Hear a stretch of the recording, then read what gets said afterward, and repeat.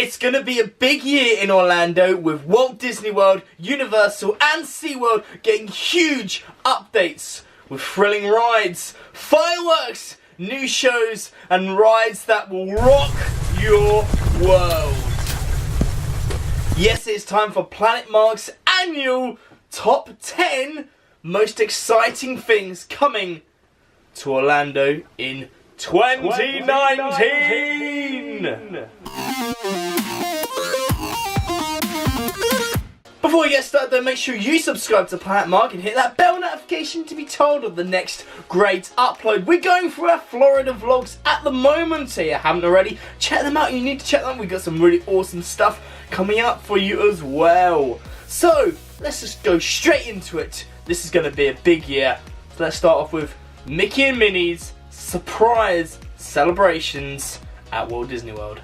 So 2019 will be the year of the mice. They're pretty much celebrating Mickey's 90th birthday all year, starting from January 18th to September the 30th. Close enough, oh yeah. So you can meet Mickey and Minnie Mouse in their all new birthday attire.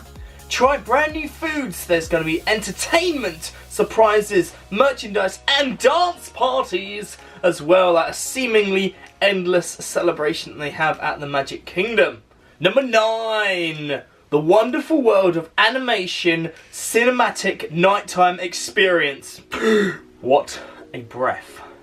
So basically this year is going to be the year of celebrating animation, as we'll find out a little bit more. So this is exactly what we've been waiting for. I said it in our vlogs that Hollywood Studios needs a new, better fireworks show. You know, they've had Fantasmic for years, but now they're kind of, well, I'm hoping I'm not sure if they are actually replacing it, but they're getting a new, better fireworks show in the form of the nighttime celebration. And that is going to be like lasers, fireworks, projections, pretty much celebrating the history of animation with Mickey's 90 years. And this coincides with the Hollywood Studios, formerly MGM Studios and Disney Studios, whatever they're going to be calling it now, 30-year anniversary. So that's the new fireworks show coming this May, so you don't even have to wait that long for it. Number 8, replacement of the Terminator 4D ride at Universal Studios. Okay, so when the Terminator ride was closed down recently, everybody was dismayed. Well, I was dismayed because it had guns, it had action, it had robots from the future, it had Arnie. Everything was perfect about this ride. There's robots in the room if you never went there. It was just a cool ride all over. And they got rid of it for some reason. But anyway, so they're replacing it now with another. They haven't actually said what it is. I mean, rumor has it that it will be the Bourne series, Jason Bourne. But still, that is just only a rumor. All I'm going to say, in the words of Arnie, I'll be back. Get down! Hasta la vista, baby. Any of these doing it for you, Laura? Sure. Number 7, Universal's endless summer resort, Surfside. Okay, so normally I'm not actually excited about the opening of hotels, but this one seems really cool. It's kind of like a beach summertime theme, so it just sounds really cool, or hot, or some kind of another stupid pun.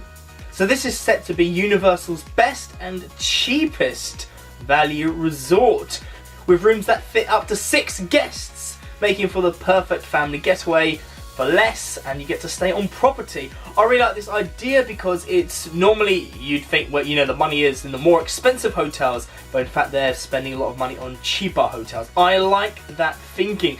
You know, with people saying that ticket prices going up, all moaning about all money and everything, and they're still looking out for the people, you know, trying to get your money, you know, come on, instead of staying offside and paying more money, here, just stay in here and spend your money here, which I suppose makes sense. The theme is surf, dude! You kind of have a beachy, like relaxed, kind of chilled out. Pause and room will reflect this as well. What I would say as my tip though is maybe, although it's going to open this year, hold off from going this year, just from reports of everybody that went to Sapphire Falls and just new hotels in general. There are always teething problems. There are things that they don't think of, things that go wrong, or that they don't really account for. It's like, oh, I didn't realise the guests were going to be doing that, or there's too many guests for this section, or it just gets overcrowded, or for this machine, or whatever. There's always little teething problems, which you find with brand new hotels. So I would say, you don't have to listen to me, but I would say maybe hold off this year if you're going to go in this hotel. Maybe go the next year when they've sorted all of them out. They've got all of their teething problems sorted.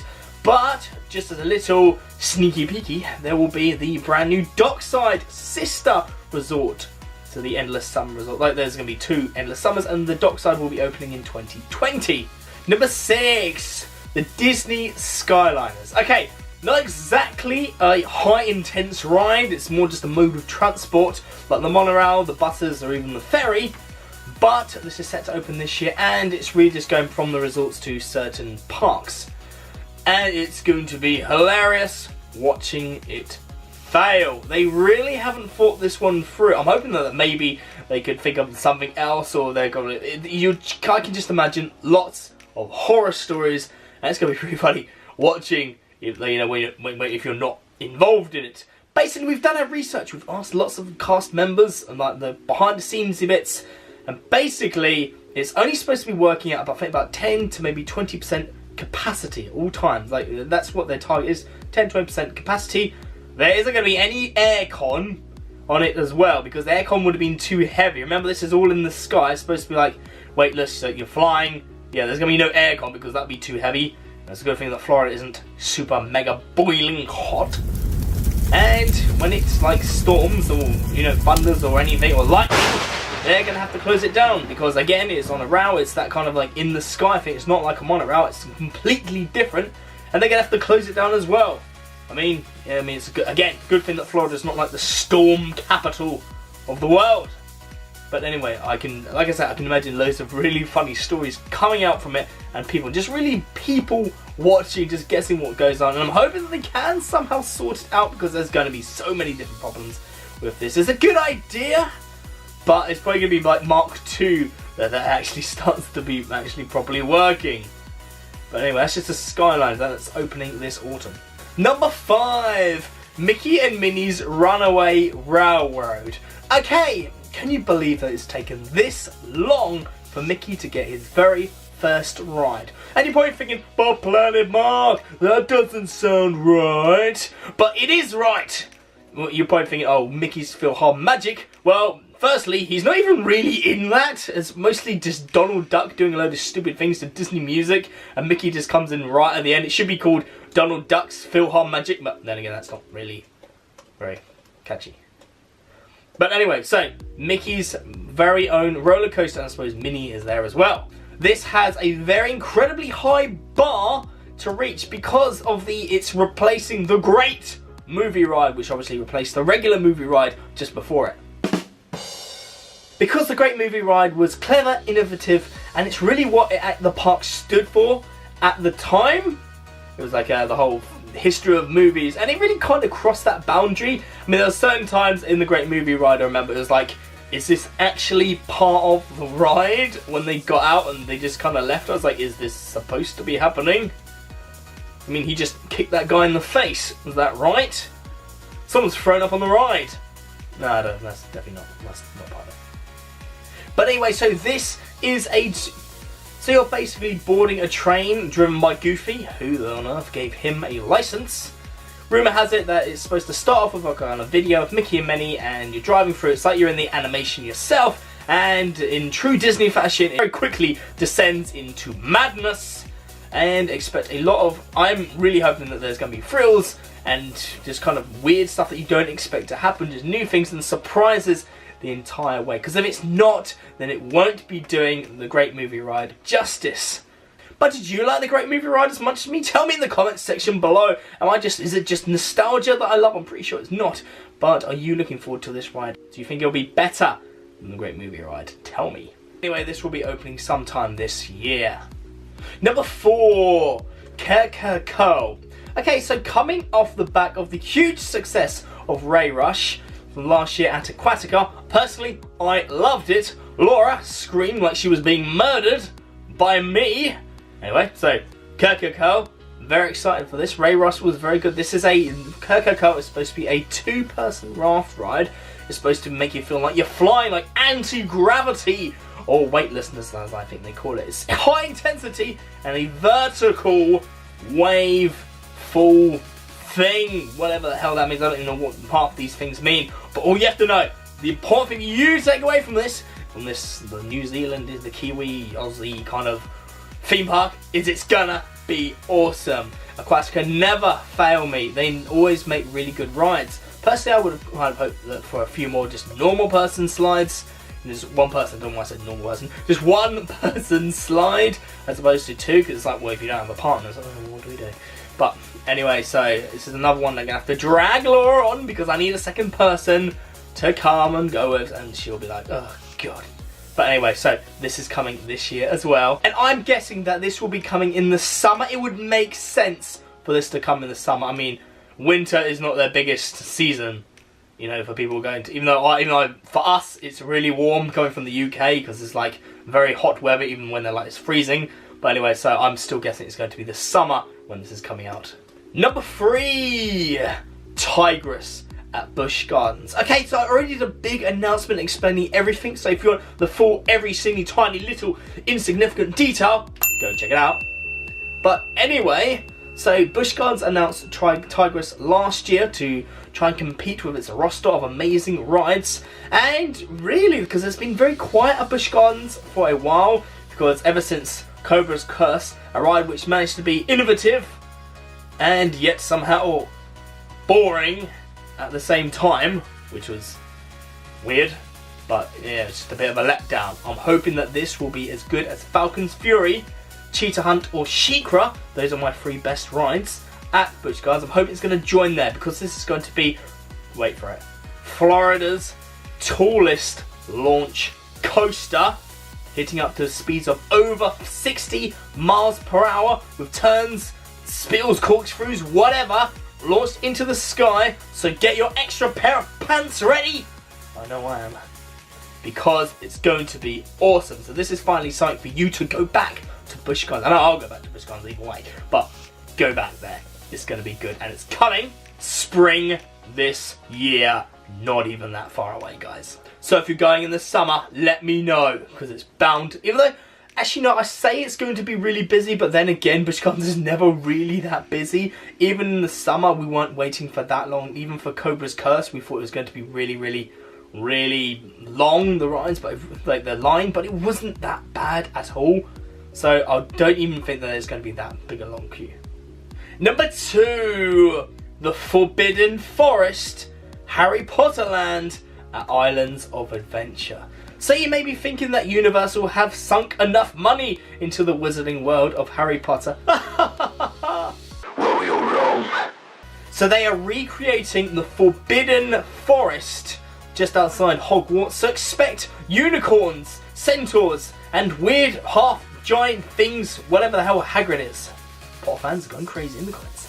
Rumour has it that you will ride Hagrid's motorbike and passenger seat thingy across the Forbidden Forest. There'll be like inside bits and outside bits as well. So that sounds interesting. They didn't really do that for any of the other Harry Potter rides. It'll just be indoors. It'll be interesting to see how they do this, whether this will be 3D, and what other characters we haven't yet seen.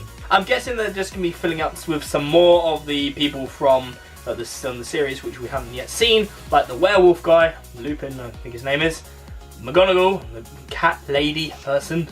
Laura wants to see a little bit more of Fred and George. I think that Malfoy will be pretty cool to see in the Forbidden Forest doing something weird. Firenze and Bane. These are all things that Laura just telling me. I don't know any of these people. I don't know their names.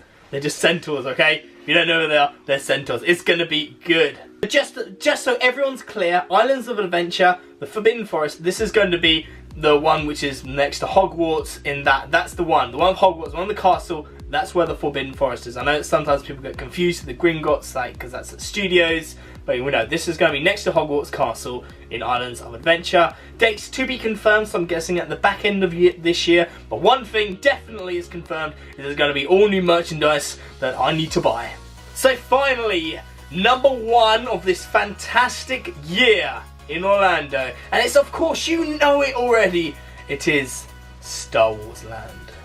In a theme park far, far away. Guests have been waiting a long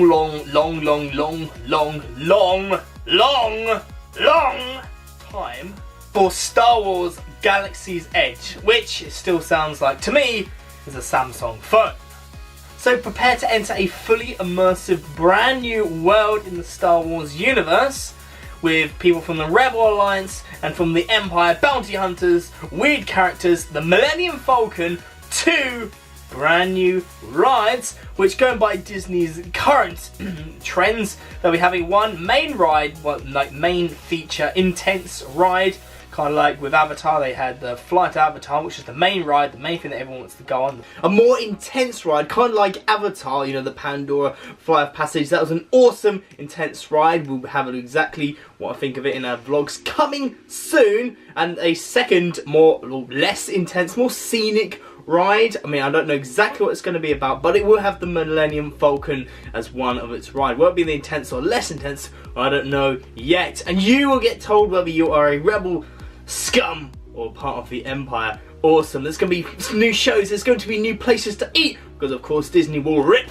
that money out of your pocket. And finally, they're going to open the actual proper Star Wars themed entrance into Hollywood studios, so it's not too much of a space ball ache to get in, because at the moment it is just terrible. If you want to go anywhere, you pretty much have to go straight back to the beginning, and then just back. It's just back and forth, you can't get anywhere. So that's kind of how it will really help Hollywood studios, help attendance there, and just pretty much just make Hollywood studios a lot better, a more enjoyable place to be. I'm very hesitant to say this because they haven't got an official date, as in this is the exact day it will be open, but they're saying fall 2019. However, remember what happened with Pandora and of the Rivers of Light. It was like just getting pushed back, kept getting pushed and pushed and pushed back to the point where we were supposed to be going a couple of years ago when Rivers of Light was opening, and it wasn't. Not even any sign of Rivers of Light. And we're like, where is Rivers of Light? But anyway, so I'm very hesitant to say it will definitely be open this year, but it's planned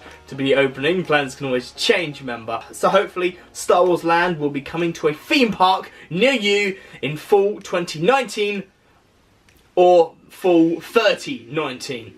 But anyways, that's just my opinion. What's your opinion? Tell me in the comment section below which one of these top 10 things, or any others that you can think of, are you most looking forward to this year in 2019? Walt Disney World, Universal, SeaWorld, any of them, just let me know. But before you do, make sure you subscribe to Planet Mark and hit that bell notification to be told of the next great upload. Share and follow us on Twitter at PlanetMarkVlog or Facebook.com/PlanetMarkVlog, or on Disney Instagram at Disney.Dreamer_UK. So that's it. We've got loads more vlogs coming up so that you cannot miss. Like this video, and I will see you in the next one. Bye bye bye bye bye bye bye bye bye.